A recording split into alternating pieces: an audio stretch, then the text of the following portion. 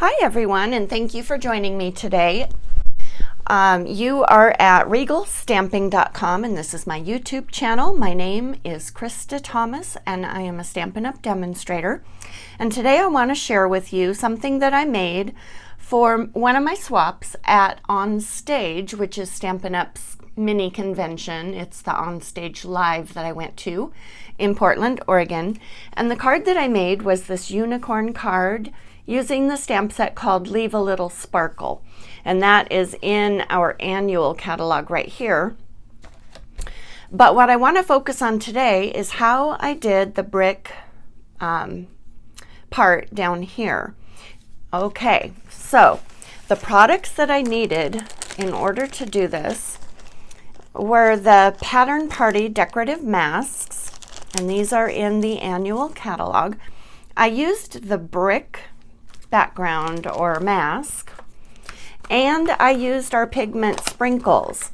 These are watercolor crystals. They are extremely potent, and the color I used is Gorgeous Grape. They come in 6 of our beautiful Stampin' Up! Colors, but the one I'm focusing on today is Gorgeous Grape. And I'm going to do this technique on a piece of Gorgeous Grape cardstock. I have cut this down to a mat size, so it is 4 inches by 5 1/4. And I'm just going to lay my mask over the top. Then I have a water spritzer, and I'm just going to give this a little bit of water on there, and then open up the sprinkles. And it doesn't take much. I'm not going to try and cover the whole card base. I think it looks kind of nice and, I don't know, grungy if you don't try and cover the whole thing. So I'm just sprinkling some of this powder in there, like so. And then I'm just going to give it a little more blast of water. And every time you do this, you get a little different effect. I don't feel like I've got enough powder in there, though. I want a little bit more. Okay, and I am just tapping from the top of the little tub here. And I'm getting just a little bit. Okay, so now we're going to spritz that up. And then I am just going to remove this and let this sit. And I actually did end up with more on there than, more of a full coverage than I had anticipated. And after you do this a few times, I'll do it again before I show you my next little trick. And of course, you want to protect your surface, your tabletop. Okay, I'm not cleaning this in between panels, and some of those crystals are being used again. Can't think of the word I was looking for. So I'm going to add a few more and then give it another little spritz. And remember, the more water you use, the longer it is going to take to dry. Carefully, I'm lifting this off, moving it aside. And now one more piece. I've got quite a bit of crystals and water on the top. So rather than do the same thing again, and you get a little bit different look, I'm going to turn this over. Let's see if I can get it straight. And then just very gently tap. I don't want to tap too hard or it pushes the water out into the openings. This is going to be a negative effect. And it helps use up some of that. And yeah, it's not the best one I've ever done, but you get the idea. And so it's a fun product to play around with. And I am going to clean off my fingers because it does make a big mess. You might even want to wear gloves when you're doing this if you don't like messy fingers. Although I did discover that some Dawn dish soap, the Blue Dawn, and a green Scotch Scrubby on your fingers will get most of this off very quickly.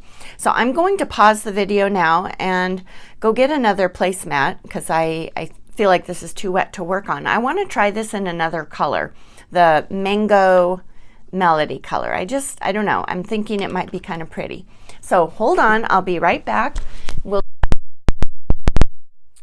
Okay, I am back with a fresh placemat. And I have got a Daffodil Delight and a Mango Melody panel here. And I'm going to try using this mask. This is one from the holiday catalog. Right here, it's called Basic Pattern Decorative Masks, and there are 4 different designs. The one you see here, this one, polka dots, and trees. This one would be very difficult to do with the technique that I'm doing right now. There's just way too much open space. But I think I'm going to try this one, and I am going to use the Mango Melody even on the Daffodil Delight paper. I just want to see what that would look like. So I'm going to move my catalogs and stuff out of the way. We don't want to get water there. Okay, so I've spritzed over the top. Come on. This stuff is so concentrated that you really don't need a lot. And so I try to tap gently. Okay. Let's tap a little more in there.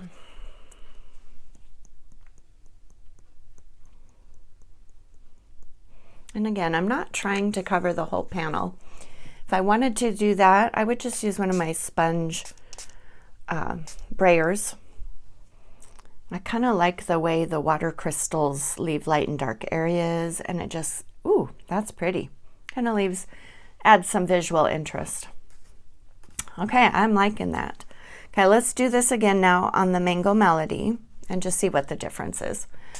Whether I'm gonna like it better on Daffodil, or if the mango is prettier. And it's just so fun to play around with these. I have a ball. A good old time playing with all the different stencils and colors. And when I first discovered that you could do this on colored cardstock, not just watercolor cardstock or paper, it opened up a whole new world. Okay, well, I got a little too much water on that. So you can see that you do have to be careful.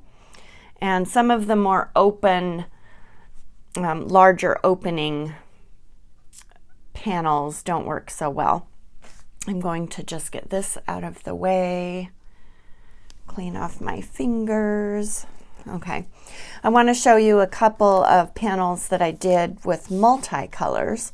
I tried one with the brick, and this is on our shimmery white cardstock.